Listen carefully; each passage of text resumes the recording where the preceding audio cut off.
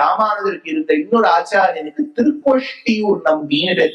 இன்னைக்கும் புதுக்கோட்டை கிட்ட போனேன்னா கோஷ்டிபுரம் திருக்கோஷ்டியூர்னு உண்டு. பெருமாளுக்கு சௌமிய நாராயணன்னு பேர். அந்த ஊருக்கு நித்தியபடி ஸ்ரீரங்கத்திலேருந்து நடந்து போவார். ராமானுஜர் நித்தியபடி நடந்து போவார்.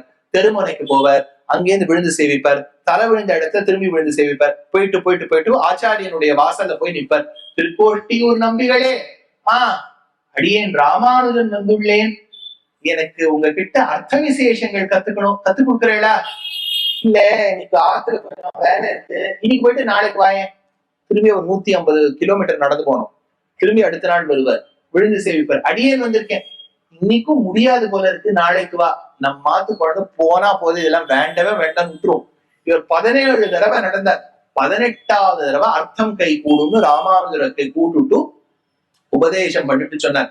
பாரு, சத்தியமான விஷயம் சொல்றேன். சூளுறவு சத்தியம் ஆயிட்டாரா, யாருக்கும் சொல்லப்படாது.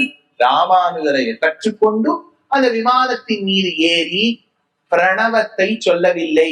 இங்கேன்னு ஒருத்தர் சொன்னார், சார் இங்க தான் சார் ஓம் நமோ நாராயணன் கூவினாரு. ஒருத்தரும் கூவல். அவர் அது என்ன மந்திரத்தை கூவியவர் என்ன பண்ண போறார்? அங்க மேல ஏறி சொன்னார், எல்லாருக்கும் மோட்சம் போறதுக்கு தகுதி உண்டு.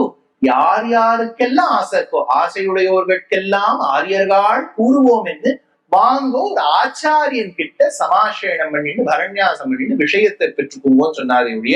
அங்கேருந்து ஒருத்தர் சொல்றார், அங்கேருந்து கூவினார், ஒன்றும் கூவவில்லை அவர். அதனால இந்த இதெல்லாம் தான் விருத்தமான விஷயங்கள்னு அர்த்தம். அதாவது சூடுறவு. அப்ப அந்த ஆச்சாரியன் ஓடி வந்தாரா, நான் தான் சொன்னேனே, நீ சத்தியம் பண்ணி கூட யாருக்கும் சொல்லப்படாதுன்னு. ஆமா சொன்னேன், ஆனா இது சொல்லிட்டா என்ன ஆயிடும்? இது பாருங்க, நீங்க எனக்கு சொல்லி கொடுத்தா நான் மோட்சத்துக்கு போவேன், நீ எல்லாருக்கும் சொல்லி கொடுத்தா அவள்லாம் மோட்சத்துக்கு போவா.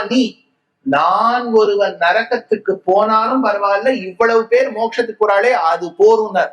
அப்போதுதான் சட்டுன்னு உரைச்சுதான் இந்த ஆச்சாரியனுக்கு, இவர் சாட்சாத் நாராயணனோ, எம் பெருமானோ, நீ எம்பெருமானாரே அப்படின்னு கூட்டாராம். அப்படின்னா சமுதாயத்துல இருக்கக்கூடிய அத்தனை மக்களுக்கும் நல்லது நினைச்ச முதல் புரட்சி தலைவர் அவர் தான் இல்லையா? அப்பேற்பட்ட ஒரு மகா ஞானி அவர். அதனால ராமனை நம்பாதவா கூட கடைசி காலத்துல ராமானுஜர் மேல ஒரு சலச்சித்திரம் பாடிட்டு போயிட்டா. அதனால இங்க சொல்லிட்டா. அதனால இங்க சொன்னார், சூடுறவு கொண்டேனோ திருக்கோட்டியூராரை போலே.